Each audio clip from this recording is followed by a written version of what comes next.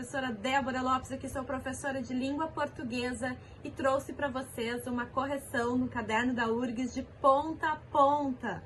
Sim, sugestão de aluno é uma ordem neste canal, então atendendo aí uma sugestão maravilhosa, muito obrigada, querido que sugeriu aí, né, que a gente fizesse uma correção de ponta a ponta. Então, vamos começar hoje a leitura do texto 1 do caderno de 2024, do vestibular de 2024, ou seja, do vestibular do ano passado, né, da URGS.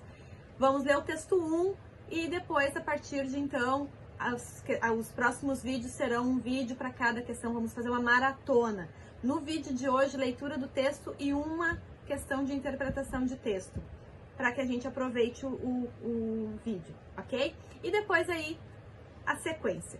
Então, muita atenção, lembrando, os textos da URGS, eles têm algumas lacunas, uns espacinhos em branco que são para algumas questões de gramáticas que precisa completar a lacuna. Então, quando eu estiver lendo o texto de 6 espacinho, é por causa disso. Não vou falar qual é a palavra, porque faz parte depois de outras questões. Partiu então, pessoal? Leitura então, lembrando, né, aqui a instrução, as questões de 1 a 9 são relacionadas ao texto abaixo. Partiu. No momento em que abrimos um livro, nos pomos no reino da palavra escrita, compartilhando desse sortilégio, ó, o espacinho, fala Veríssimo no texto Sinais Mortíferos. Dessa mágica de sinais gravados, espaço, une as mentes das quais saíram sinais e outros sinais e outros sinais. Ninguém duvida de que a manifestação falada é a linguagem primeira, é a linguagem natural, que prescinde das tábuas e dos sulcos que um dia os homens inventaram para cumprir desígnios que foram sendo estabelecidos para o bem e para o mal. Nas sagas que cantou, Homero distinguia heróis da palavra, heróis que eram os homens da fala forte, de fala efetiva, de fala eficiente, assim como havia heróis excelentes na ação, havia aqueles excelentes na palavra, porque para o épico, excelente em tudo só Zeus, e entre eles Homero ressalta muito significativamente a figura do velho conselheiro Nestor, sempre a parte dos combates, mas dono de palavras sábias que dirigiam rumos das ações.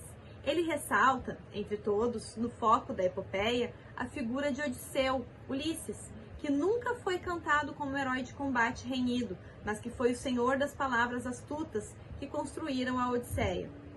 Hoje, a força da palavra falada é a mesma, nada mudou. Na história da humanidade, nada mudou, na história da humanidade. Quanto ao exercício natural da capacidade que o homem tem de falar e quanto à destinação natural desse exercício. Mas que diferença!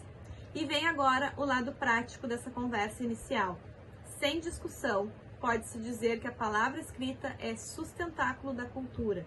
Embora não ouse supor que as sociedades ágrafas sejam excluídas da noção de cultura e que os textos de Homero, que então eram apenas cantados, não tenham sido sustentáculo de cultura no mundo grego, exatamente por onde chegaram ao registro escrito.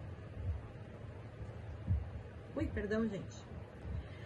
Diz Veríssimo que a palavra escrita dá permanência à linguagem, e isso se comprovaria banalmente no fato de que hoje os versos de Homero nos chegam somente cravados em folhas de papel ou em tela de computador. Mas com certeza o cronista que não esqueceu a permanência do texto oral de Homero também não terá esquecido que, já há algum tempo, gravam-se falas, e que, portanto, a tecnologia humana já soube dar registro permanente também à palavra falada. Ocorre que a permanência de que fala Veríssimo é outra. Acima do fato de que a escrita representa um registro concreto, permanente, está o fato de que ela leva a palavra a outro domínio. A palavra falada povoa um domínio que já por funcionar automaticamente, segundo o software que trouxemos à vida com a vida, não desvenda todos os sortilégios nos quais entramos quando complicamos o viver.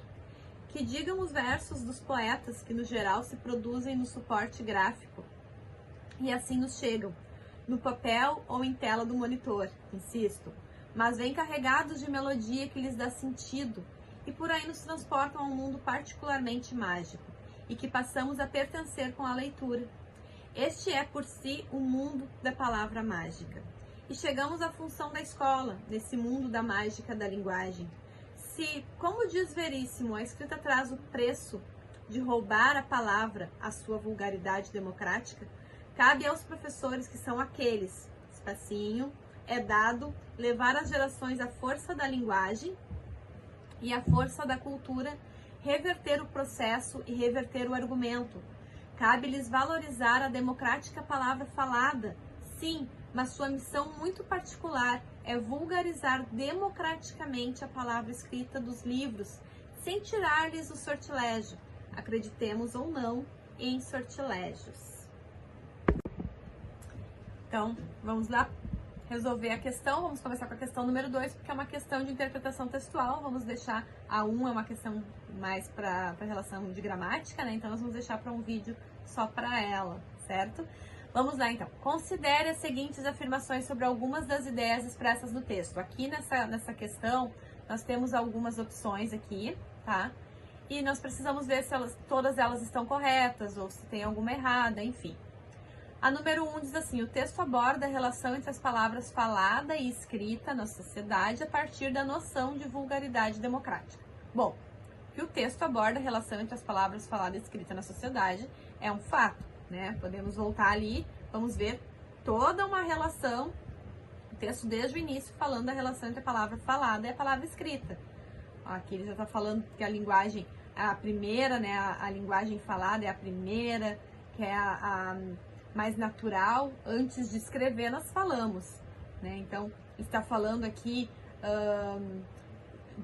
citou, né, Homero, que distinguia heróis da palavra, heróis que eram os homens de fala forte, efetiva, de pessoas que tinham o dom da palavra, né, de falar bem.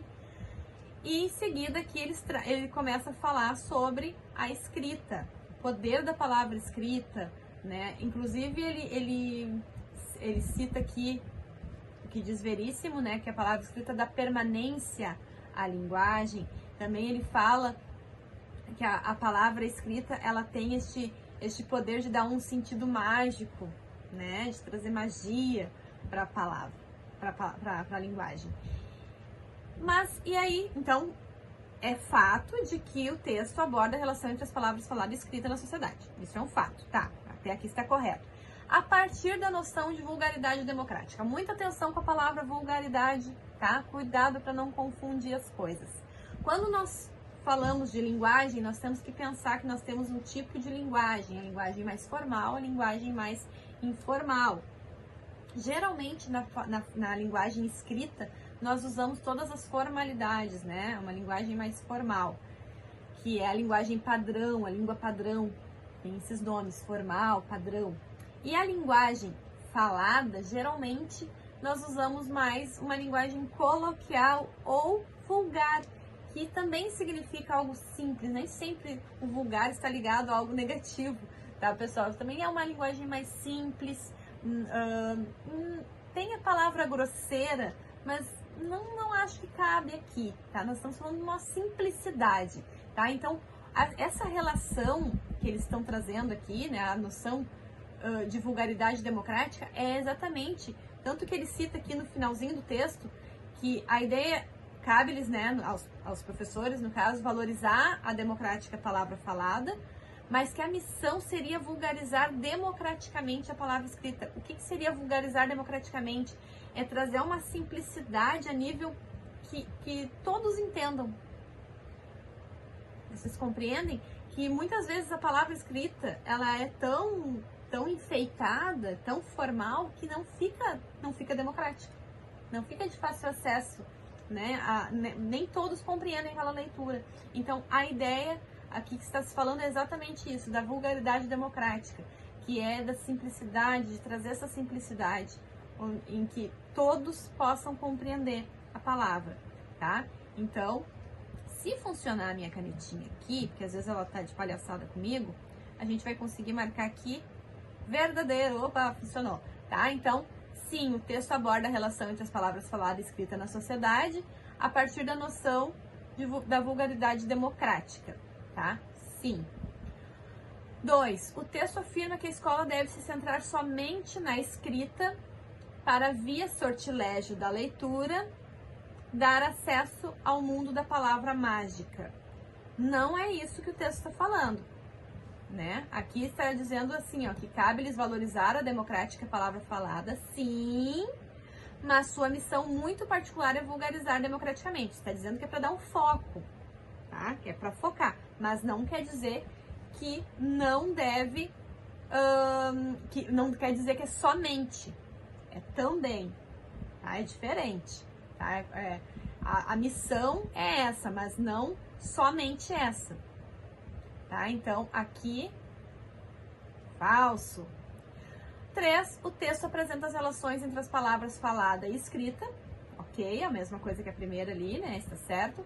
A partir do lugar de cada uma na cultura. É exatamente essa, está trazendo essa relação. O texto todo está trazendo essa relação, como eu mostrei para vocês aqui, exatamente a posição de cada uma na cultura. Então, eu mostrei aqui, né, no início, que ele está falando aqui das pessoas, do poder da fala, do valor, né, da palavra, das pessoas que se comunicam bem. Então, opa!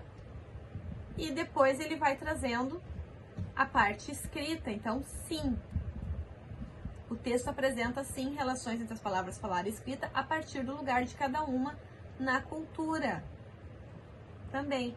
Então, nós temos aqui a opção D, que a 1 e a 3 estão corretas. Fechamos então, pessoal, essa primeira correção, né? Então, este vídeo vai ficar aqui. Depois nós vamos ter uma maratona com as outras questões, um vídeo para cada questão. Cada vez que precisar ler novamente o texto, volta aqui neste vídeo, certo? Não esqueça de se inscrever neste canal, de compartilhar com as pessoas aí que precisam, né? Que estão se preparando para a URGS também. Compartilha com o maior número de pessoas que vocês puderem. Deixe seu like, ative o sininho e deixe seus comentários, tragam suas sugestões, elas são muito bem-vindas. Um beijo no coração, até o próximo vídeo. Tchau!